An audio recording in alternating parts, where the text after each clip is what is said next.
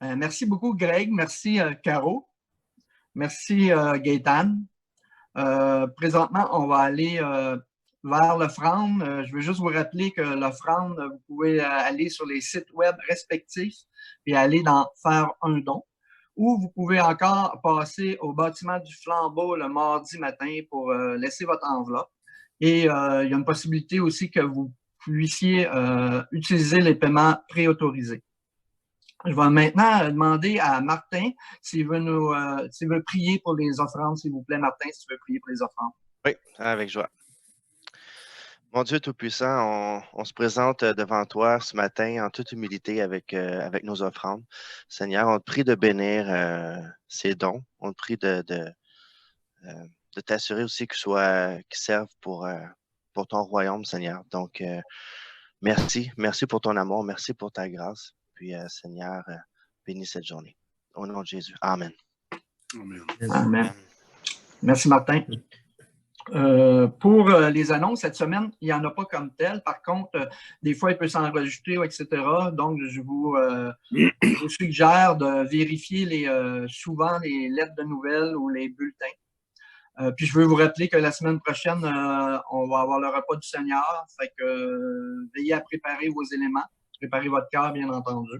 Puis là, on va aller voir François puis Serge pour la capsule pastorale. Fait que François et Serge, c'est à vous. Merci Yvon. Bonjour à tous. C'est le fun de penser qu'on se voit en ce moment, puis de voir ceux qui sont là. Le masque que je porte aujourd'hui a été fait par Stéphanie Gagné. Donc, Stéphanie Gagné-Vachon, avec sa compagnie qui est les créations Stéphie. Stéphanie, elle a fabriqué plein de masques et elle a en fait des dons aussi pour les bénévoles de la Banque alimentaire. Donc, Stéphanie, on voulait te remercier au nom de tous les membres de bénévoles de la Banque alimentaire. Merci de nous avoir procuré ces masques-là, qui sont vraiment bien confectionnés. Donc, on voulait souligner la servante de la semaine, Stéphanie Gagné-Vachon. Et aussi, hier soir, j'ai reçu un message sur Messenger de Patrick et de Jennifer Boudreau. Patrick Arès et Jennifer Boudreau. Vous savez, tu sais, avant le COVID, on a pu faire des transactions, vendre, acheter des maisons. Et eux, ils venaient juste d'acheter une maison. Et le COVID apporte certaines incertitudes par rapport à ça. Et là, Patrick a 2 offres d'emploi. Il est là, puis il se demande laquelle je vais choisir et tout ça. Il vit un stress, une incertitude. Il veut vraiment bien prendre soin de sa famille. Et à cause de toute la situation qu'on vit, ben c'est boiteux un peu, hein, toute l'économie et tout ça. Donc, il aimerait ça qu'on prie ensemble pour qu'ils prennent la bonne décision. En même temps, ça démontre aussi, on vit tous des défis chez nous. Chacun vit des défis. C'est le fun d'être au courant de ces défis-là. N'hésitez pas à les communiquer. Et on va prier ensemble pour Patrick et Jennifer, que je salue affectueusement, que j'ai hâte de revoir aussi. Donc, prions. Seigneur Jésus, merci parce qu'on sait que tu es souverain, tu n'as pas arrêté d'être souverain. Comme Yvon l'a dit, toi, tu la vois complètement, ce petit virus-là minuscule. Toi, tu sais exactement tout ce qui se passe avec ça. Tu sais exactement aussi comment tout ça va faire éclater ta gloire, Seigneur, parce que tout ce que tu fais, tu veux démontrer qui tu es, comment tu es grand. Et Seigneur Dieu, je te prie d'amener Patrick et Jennifer à être calmes, à être en paix dans toute cette situation-là.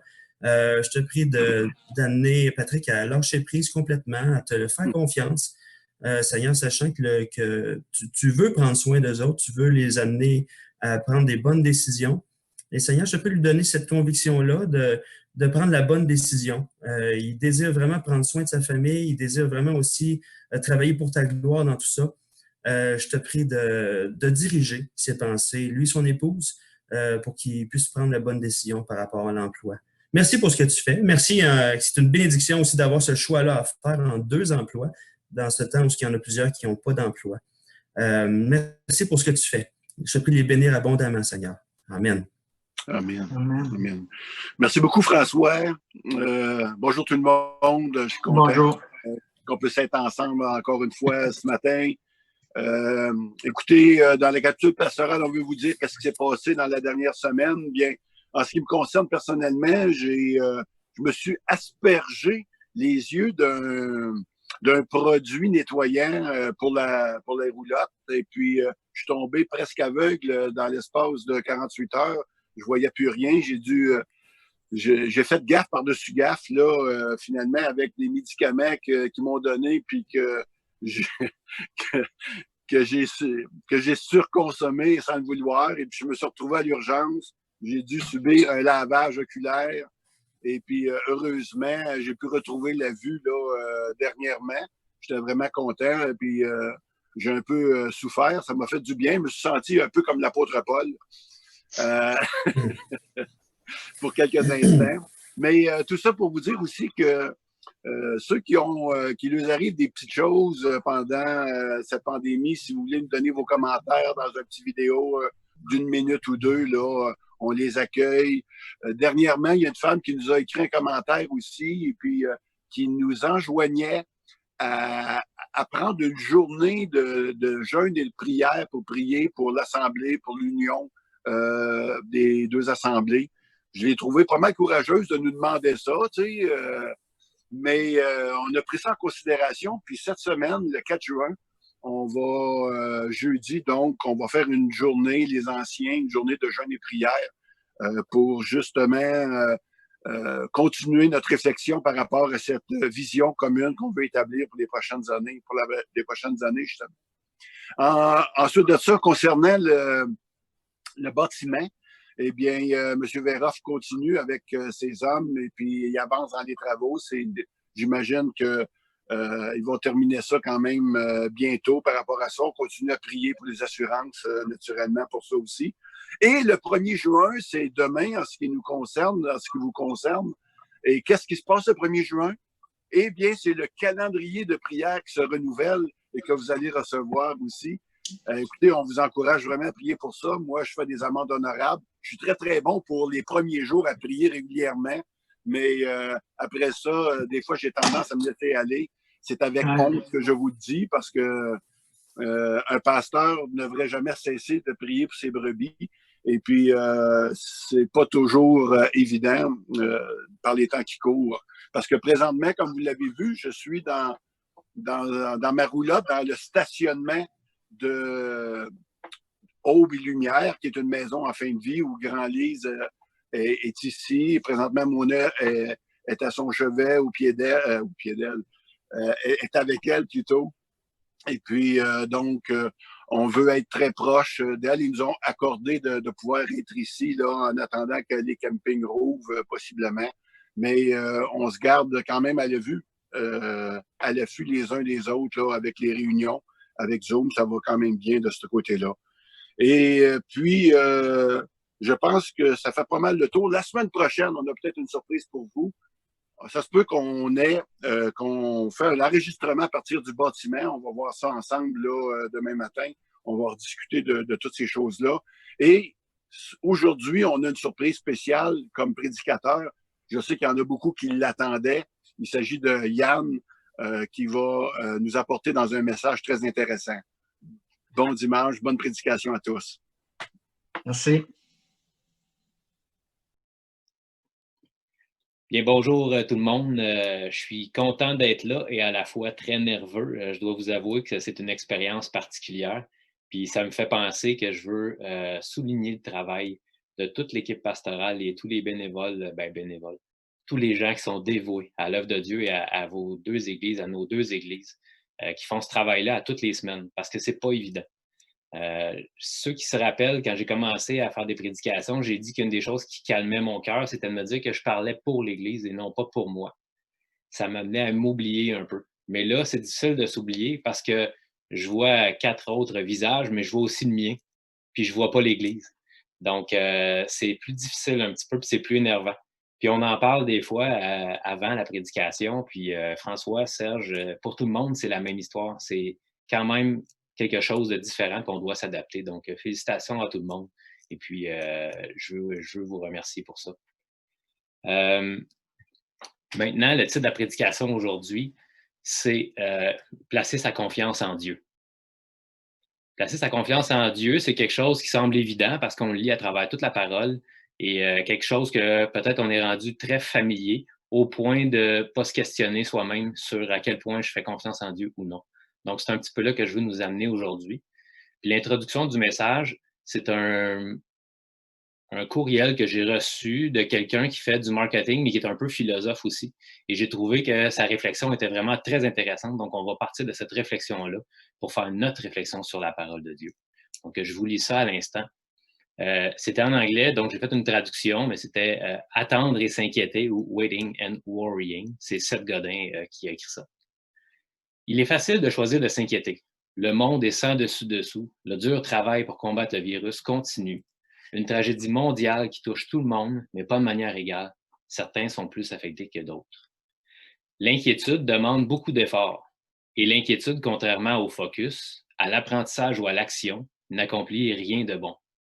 Et en même temps, à cause de l'horizon de temps de la pandémie, il est tentant de ne faire qu'attendre, tout simplement. Attendre que les choses se replacent et reviennent à la normale.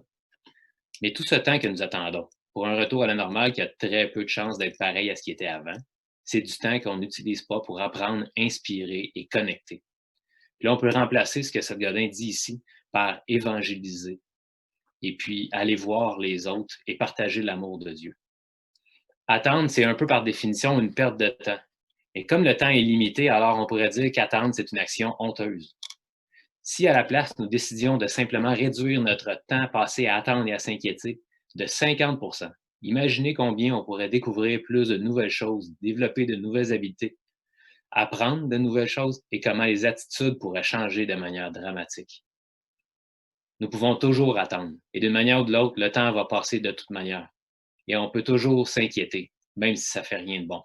Mais peut-être qu'on pourrait au moins trouver une façon de le faire un peu moins. La question aujourd'hui, c'est en qui est-ce qu'on fait confiance? En qui faites-vous confiance? Confiance qu'on peut afficher à l'écran, la définition selon le Larousse sur le web, c'est un sentiment de quelqu'un qui se fie entièrement à quelqu'un d'autre ou à quelque chose. À qui est-ce que vous vous fiez entièrement? Ou à quoi? Pour donner des exemples, on va parler d'un père qui doit confier sa voiture à son fils.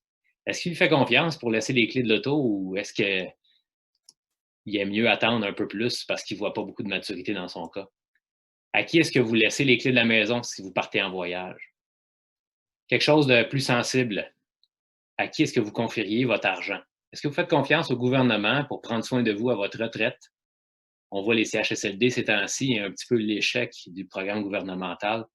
Est-ce que vous avez confiance dans les marchés boursiers? Est-ce que vous avez plus confiance dans l'immobilier, dans des certificats de placement garantis, que dans mon domaine, on appelle aussi à la farce certificat de pauvreté garanti, parce qu'il ne bat pas l'inflation? Ou est-ce que vous faites plus confiance dans votre matelas ou votre bas de laine pour cacher votre argent et la conserver? À qui est-ce qu'on confie nos projets pour construire une maison, développer sa carrière, graver les échelons? C'est toutes des questions de confiance. À qui est-ce qu'on confie notre santé? Est-ce qu'on se fie au premier avis de notre médecin? Les conseils de nutrition ou les règles pour le COVID. Est-ce qu'on sait ce que le gouvernement nous demande ou si on applique nos propres mesures de sécurité parce que notre jugement semble meilleur que celui du gouvernement? À qui est-ce que vous confiez votre valeur personnelle? Qui vous donne de la valeur? Quel regard vous dit si vous êtes bon ou pas? Est-ce que c'est votre père, votre mère, votre mari, votre femme, votre pasteur? Dans tous ces domaines, il existe une possibilité de faire confiance ou de ne pas faire confiance. Souvent, elle doit être placée en quelque chose ou quelqu'un. C'est soit un professionnel à qui on fait affaire, soit notre confiance dans la vie en général ou en Dieu, soit notre confiance en nos propres capacités. Un autre appel de définition de confiance, c'est espérance ferme. En qui placez-vous votre espérance ferme? Donc, dans la Bible, Dieu nous en parle dans le passage clé d'aujourd'hui qui est dans Jérémie 17. Le chapitre 17, les versets 5 à 10, qu'on peut afficher ici. Ainsi parle l'Éternel, maudit soit l'homme qui se confie dans l'homme. On pourrait lire qui place sa confiance dans l'homme, qui prend la chair pour son appui, qui place sa confiance en lui-même ou ses propres forces, et qui détourne son cœur de l'Éternel. Il est comme un misérable dans le désert, il ne voit point arriver le bonheur. Il habite les lieux brûlés du désert, une terre salée et sans habitants. Au contraire, béni soit l'homme qui se confie dans l'Éternel et dont l'Éternel est l'espérance. Il est comme un arbre planté près des eaux et qui étend ses racines vers le courant. Il ne s'aperçoit point de la chaleur quand elle vient, et son feuillage reste vert. Dans l'année de la sécheresse, il n'a point de crainte, il ne cesse de porter du fruit. Le cœur est tortueux par-dessus tout, et il est méchant. Qui peut le connaître? Moi, l'Éternel, j'éprouve le cœur, je sonde les reins, pour rendre à chacun selon ses voies, selon le fruit de ses œuvres. On voit facilement en lisant ces versets qu'on doit placer notre confiance en Dieu et non dans la chair. Mais en réalité, dans la vie de tous les jours, qu'est-ce qui se passe vraiment? On serait porté à dire qu'on place majoritairement notre confiance en Dieu, mais est-ce que je vis vraiment ça ou est-ce que des fois je vais un petit peu trop vite puis j'oublie de sonder mon propre cœur? Le plan de prédication aujourd'hui, on peut l'afficher, va être en 3 parties et va être de décortiquer les versets qu'on vient de lire. Il y en a 6, on va les lire séparément. Donc au départ, les versets 9 et 10, on va observer nos fruits. Versets 5 et 6, on va voir les fruits de quelqu'un qui se confie dans la chair. Et versets 7 et 8, celui qui se confie en Dieu. Première partie, observer le fruit de ses œuvres. Les versets 9 et 10. On peut voir ici le panier de fruits qui montre que les fruits sont variés.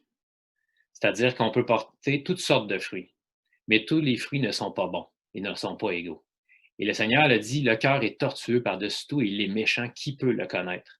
Parce que vous savez qu'un des plus grands pouvoirs de l'esprit humain, c'est de se tromper soi-même. On est capable de se raconter bien des histoires sur tout ce qui se passe autour de nous. Et en anglais, on appelle ça narrative.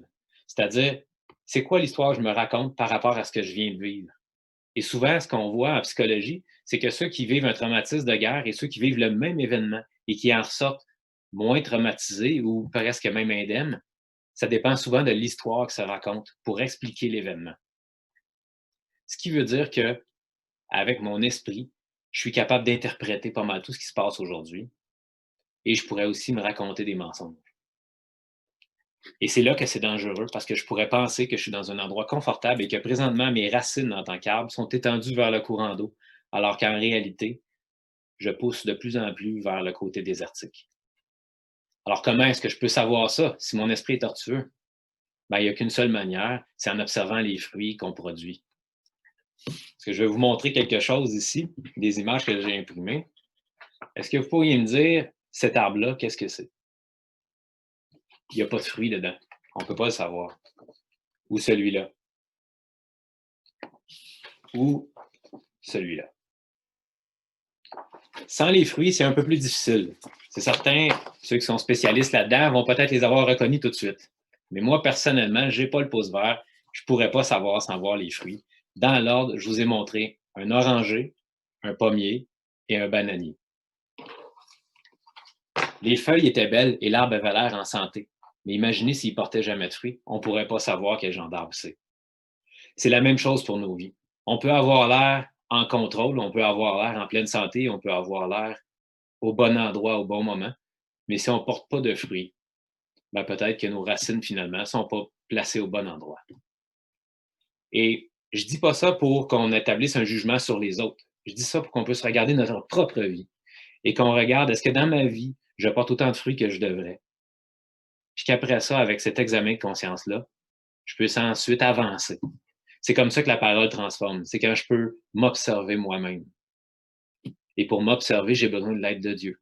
De la parole de Dieu qui me dit justement que tout arbre doit porter du fruit et qu'un mauvais arbre ne porte pas de bons fruits. Il porte seulement de mauvais fruits. Et un bon arbre porte du bon fruit. Donc, on veut se reconnaître là-dedans. On veut être capable de s'observer comme il faut.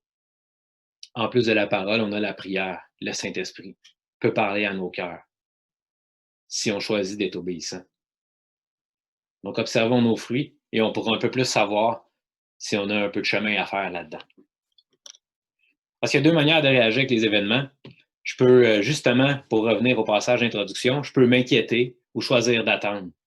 Présentement, on est dans un événement qui touche tout le monde. La COVID a changé bien des choses. Et il y en a qui ont peut-être choisi de seulement attendre ou qui prient pour que toutes les choses reviennent comme avant. Mais si Dieu choisissait de ne pas ramener les choses comme avant, qu'est-ce qu'on ferait? Où est-ce que sont mes racines? Est-ce que je peux encore porter du fruit dans ce temps de sécheresse-là? C'est la question qu'on doit se poser. Il y en a d'autres que c'est le contraire. Ils n'ont pas l'impression d'être justement du type attente et anxiété, mais ils sont du type contrôlant et hyperactif. des gens qui planifient tout, qui contrôlent tout, qui ont de la difficulté à faire confiance dans les autres ou à remettre ou à déléguer. Ces deux problèmes-là sont les mêmes genres de mauvais fruits. Des fruits où est-ce qu'on manque de confiance. De toute façon, je ne dis pas de ne pas agir, mais je dis simplement d'être capable de le faire avec sagesse. Et c'est ça à quoi je me confie qui me fait réagir. C'est les choses dans lesquelles je place ma confiance. C'est facile de voir un fruit évident, c'est si on m'enlevait cette chose-là, comment est-ce que je réagirais? Si on m'enlevait mes capacités, comment est-ce que je réagirais dans ma vie si je me fie sur mes capacités? Si, je vais donner un exemple, je suis orgueilleux, très orgueilleux, et je suis du genre qui contrôle les choses et qui a quand même une certaine confiance en certaines de mes habiletés. Et à cause de ça, dans le couple, Audrey me fait confiance, mon épouse. Mais est-ce qu'elle place toute sa confiance en moi plutôt qu'en Dieu? Et est-ce que moi, j'aime jouer le rôle de Dieu dans sa vie? Tous les deux, on a un examen de conscience à faire avec ça. Qu'est-ce qui arrivait si moi, je perdais toutes mes capacités? Que j'étais cloué au lit et que c'est Audrey qui devait réagir? Est-ce qu'on serait capable de remettre toute notre confiance en Dieu? Il faut se poser la question. Réfléchissez à des choses auxquelles vous tenez vraiment et qui vous feraient réagir si vous les perdiez. La deuxième partie, les versets 5 et 6. Les mauvais fruits ou les gens qui font pousser les racines du mauvais côté. Les inquiétudes qui nous rendent malheureux. On doit apprendre à lâcher prise.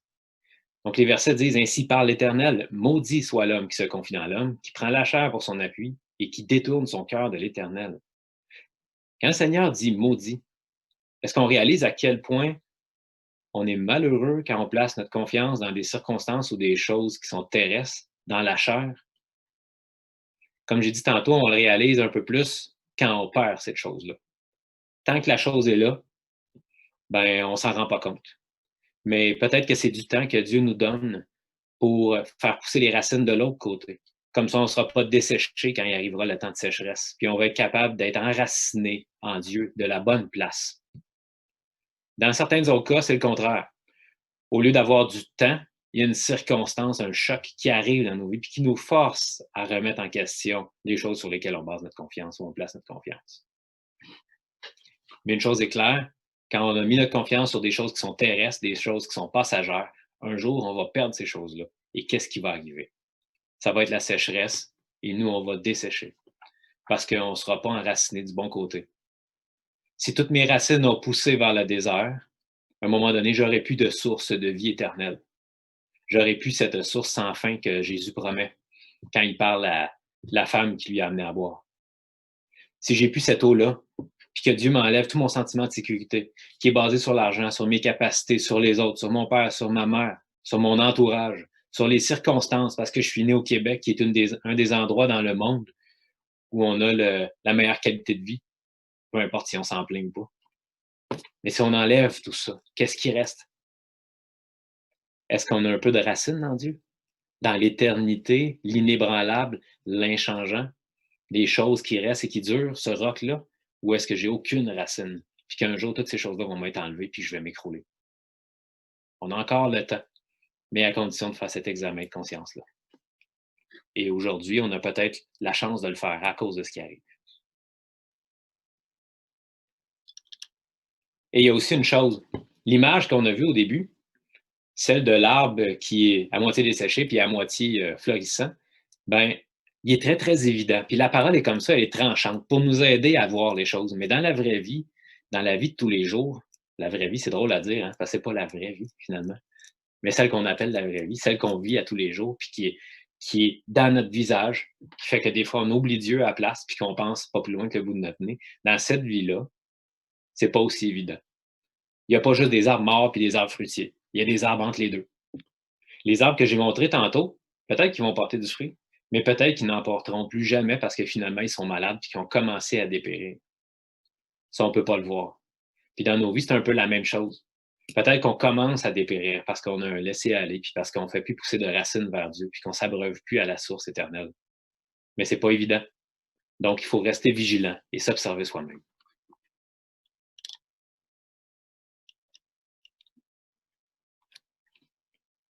Ensuite, le dernier passage qui est « Dieu est digne de confiance ».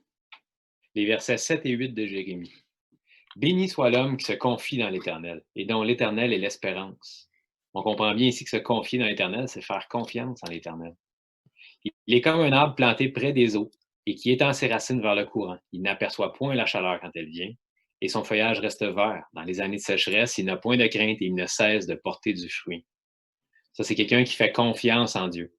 Mais souvent, on doit cheminer vers ça, on doit apprendre à faire confiance en Dieu et ce n'est pas toujours évident.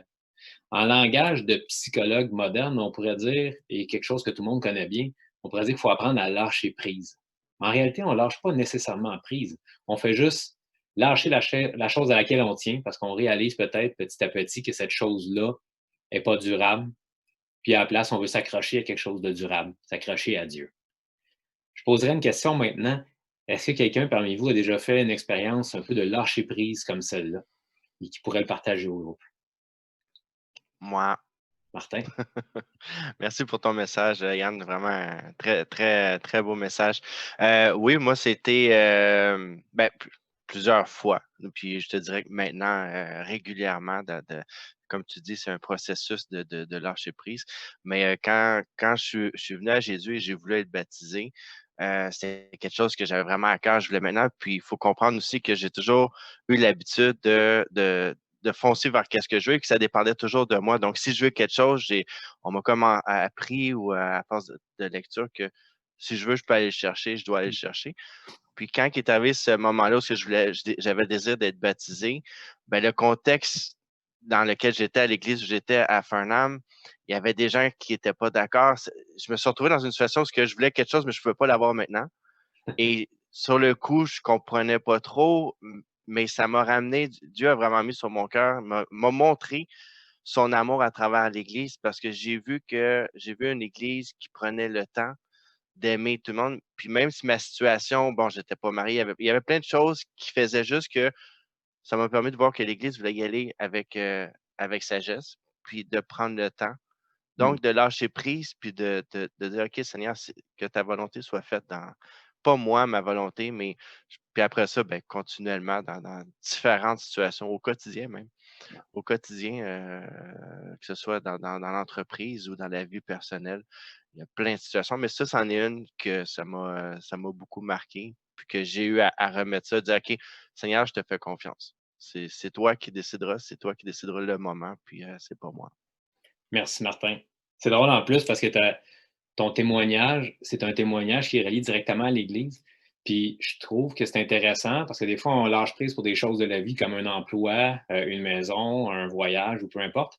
Puis là, tu as dû lâcher prise au sein de l'Église. Mmh. Puis même au sein de l'Église, ton désir de te faire baptiser était pour Dieu. Mais tu as lâché prise sur ce désir-là parce que tu as fait confiance dans les serviteurs de Dieu.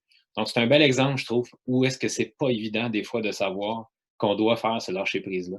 Comme je disais tantôt, des fois dans la vie, les choses sont pas toutes noires, toutes blanches. On doit apprendre à avoir du discernement. Mais sans Dieu, sans sa parole et son Saint-Esprit, le discernement est très difficile parfois. Donc, merci, super bel exemple. En gros, ce qu'il faut faire pour avoir confiance, pour reprendre l'image de quelqu'un qui est sur le point de tomber et puis qui s'accroche à une racine, euh, toutes les racines, on va dire, en haut de la colline, sont des choses de ce monde. Puis on s'accroche à ces racines-là parce qu'on ne voit pas ce qu'il y a en bas. Puis on a peur de tomber, puis on s'accroche. Puis quand on lâche prise, soit parce qu'on est forcé, soit parce qu'on prend la décision, et tant qu'à moi, je vous dirais que dans mon expérience personnelle, Dieu ne m'a jamais forcé à lâcher prise. J'ai toujours eu à faire ce choix-là. Eh bien, on apprend, après la première chute, à trouver que l'atterrissage n'était peut-être pas si douloureux que ça. Puis là, c'est là que, tranquillement, pas vite, on apprend à connaître Dieu, puis à se rendre compte que ses promesses sont véridiques, que Dieu est vraiment bon et ce qu'il veut pour moi est bon. Le problème qu'on a de confiance, c'est pas de croire que Dieu existe, c'est pas de croire les promesses pour Dieu après cette vie, mais c'est de croire qu'il n'y a rien d'autre de meilleur pour nous que ce que Dieu veut pour nous. Puis bien souvent, on a de la misère avec ça. Parce qu'on fait des prières en fonction de nos désirs et en fonction de notre cœur. On désire ces choses-là. Parce qu'une des choses qui arrive, c'est que des fois, comme on appelle Seigneur Père, on pourrait comparer avec la relation avec notre Père. Puis si je prends moi comme exemple, j'ai déjà promis des surprises à mes enfants en échange qu'ils fassent certaines tâches. Et malheureusement, j'étais pas dans leur cœur. Puis la surprise que je leur ai donnée après les a déçus. Sûrement que dans leur cœur, ils ont dit, ben, la prochaine fois, on ne m'y prendra pas, je ne ferai pas cette tâche-là parce que la surprise ne valait pas la peine. Mais le Seigneur, lui, connaît notre cœur. Puis ce qu'il nous promet, ce ne sera jamais décevant. Donc, il faut faire attention à ne pas comparer cette relation-là qu'on a avec un Dieu qui est un Seigneur et un Père parfait, avec des relations qu'on a qui sont imparfaites sur terre, ternies par le péché. On peut apprendre à connaître Dieu en lisant la parole et en voyant son histoire, parce qu'à travers toute la Bible, ça nous parle de Dieu et de son caractère. Dans ce temps-là, on n'est pas obligé de connaître les promesses précisément. On a seulement besoin de savoir que Dieu est bon, que Dieu ne ment jamais et que Dieu est tout-puissant. Quand on a confiance en qui il est et en son caractère, on n'a pas besoin de se faire expliquer le plan. Donc, plus on fait confiance à Dieu et plus on porte de fruits. Plus on est en paix et plus on a de joie et on a de l'amour pour les autres. Et ça, c'est important. Pour ramener au passage que j'ai lu au départ, c'est un petit peu ça. On va choisir de moins attendre et de moins s'inquiéter. Et à la place, on va choisir de plus connecter, de plus inspirer, de plus évangéliser. On va porter du fruit pour l'œuvre de Dieu. Donc, en conclusion, observons-nous nous-mêmes. Quels sont les fruits que je porte? Est-ce que j'ai des fruits de colère, d'impatience, des fruits de déception, d'anxiété, d'inquiétude? Peut-être pas dans tous les domaines de ma vie, mais peut-être dans certains. Ben, c'est peut-être là que Dieu veut qu'on travaille, à lui faire confiance et à lui remettre ces choses-là sur lesquelles on a décidé de faire confiance dans le temps, mais qu'on peut maintenant remettre à Dieu. Cessons de faire pousser ces racines-là vers une terre aride, parce qu'on sait que quand la sécheresse va arriver, on va peut-être en souffrir. Faisons pousser nos racines vers Dieu, cette source-là d'eau éternelle. Donc, et avec tout ce qui s'est passé, j'en ai même perdu mes notes, mais j'aimerais en parler parce que ça me fait un parallèle à faire. On parle de lâcher prise. Vous allez le voir sûrement, ça va couper. Parce qu'aujourd'hui, ça l'a coupé, je dirais, minimum 5 fois pendant l'enregistrement. Et quand on veut faire un bon message, quand on veut livrer la parole et quand on veut mettre notre cœur là-dedans, ces choses-là peuvent être déstabilisantes. Et on l'a vécu aujourd'hui. Mais ce que je suis convaincu, par contre, c'est que j'ai la paix là-dedans maintenant. Parce que Dieu veut vous parler et que vous avez entendu cette parole-là. Et que même si mon visage change de place dans l'écran, même si la couleur du background a peut-être changé aussi, même s'il y a des coupures ou que vous avez perdu des mots, ben l'essentiel est là et j'en suis certain. Le Seigneur vous a parlé. Et le Seigneur nous parle toujours. Faisons ce travail-là de s'inspecter soi-même, de s'observer. Surtout avec la semaine prochaine, c'est la Sainte Seine. Justement, on va regarder nos motifs, on va regarder notre cœur et on va savoir à quel endroit est-ce que je dois remettre toute ma confiance en Dieu pour qu'après ça, je puisse porter des fruits de paix, d'amour, de patience et de joie. Ces fruits-là sont tellement importants. Quand le monde dit qu'il recherche le bonheur, eh bien, mes frères et mes sœurs, le Seigneur nous donne ce bonheur-là. C'est d'avoir cette joie-là malgré les circonstances. Le Seigneur nous promet à nous ce seul vrai bonheur, cette seule vraie joie. Ben, on a cette promesse-là, on a cette espérance-là. Il faut juste qu'on se pratique à faire pousser ces racines-là dans la bonne direction pour être connecté à la seule source, Jésus. Et quand on est connecté à cette source-là, notre cœur déborde. Et nous aussi, on peut devenir, en quelque sorte, un conduit pour cette source-là et partager cette joie-là et ce bonheur-là à travers le monde, chez les autres. Donc, je vous invite tous à réfléchir à cette parole-là et peut-être à voir Proverbe 3, les versets 5 et 6, qui dit « Ne t'appuie pas sur ton intelligence, mais de tout ton cœur, mets ta confiance dans le Seigneur. Reconnais-le dans tout ce que tu fais et lui, il guidera tes pas. » Pour faire ça, c'est simple, il faut renouveler notre intelligence. Sans cesse, remplacer des mauvaises habitudes par de bonnes. Petit à petit, au lieu d'écouter les nouvelles, peut-être qu'on est capable à la place d'écouter un podcast ou quelque chose de chrétien. Au lieu de toujours chercher à développer notre carrière, on peut peut-être mettre un petit 5 ou 10 minutes au moins par jour pour mieux connaître le Seigneur. C'est pas grand-chose, mais des petites habitudes comme ça qui vont faire pousser tranquillement pas vite cet arbre-là qu'on est et qui va pouvoir profiter autour de nous ensuite. Donc, je vous remercie. Et si vous avez toute question concernant l'Évangile, vous pouvez aller consulter les 2 sites web des églises, le Flambeau et l'Église missionnaire baptiste de l'Espoir. Et je voudrais vous saluer parce qu'à cause des problèmes techniques, je ne serai pas avec vous pour le mot de la fin. Je vous salue tous. J'ai hâte de vous revoir. J'ai hâte de vous parler en direct Et nos cœurs peuvent être ensemble par ces réunions-là et par la prière. Je vous aime tous et je vous souhaite une bonne semaine. Maintenant, à Greg. Au revoir.